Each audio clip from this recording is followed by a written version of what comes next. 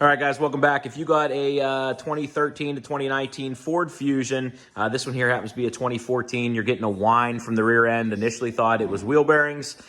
Changed both wheel bearings. Still getting it. It's differential.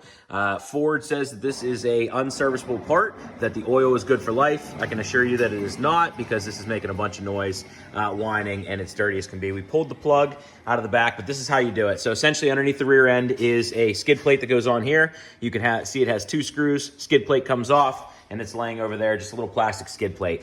The problem here is that you're supposed to, I'm sorry, there's 4 screws, there's 2 more back here. The problem is you're supposed to use a, or you're supposed to drop this whole rear end to get to it, but you don't have to. What you can actually do is use a serpentine tool belt, or tool, which is basically this right here. It's in 3/8, and then that goes straight up in, and I'm gonna show you like this, and there's a little plug right here. You need the full amount to be able to turn it, but it will work. So the biggest thing you have to do here is either have this thing on the lift like we do, or you would need at least to have the rear end off the ground so that the rear wheels are off the ground by at least a foot to be able to turn this thing.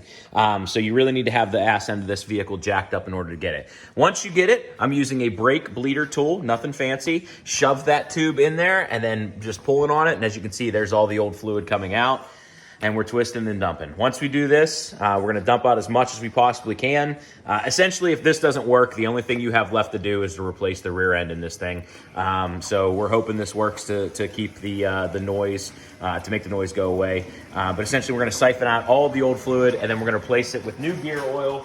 And the new gear oil is 80-90 weight, which I'll show you there. 80-90 weight, and it takes about 1.1 quarts is the official term, or official volume for it. Obviously, you're not gonna suck out all of the fluid out of here, so there might be a little bit still left in the bottom, but hopefully with some new gear oil, we can fix this whine. I'll tell you that whenever we pulled out the plug, not a drip came out, and this here is your level check, basically. It's supposed to pour out of that whenever it is full. So the fact that it's not coming out of that means that the level is low.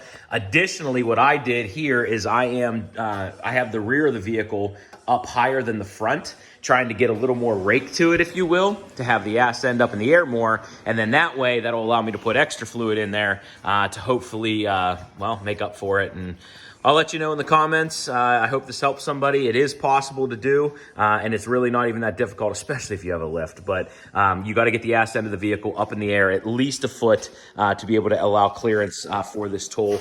Or you could make one or whatever, but I mean, I think you can buy this at AutoZone for like 15 bucks, and it's definitely paying off here.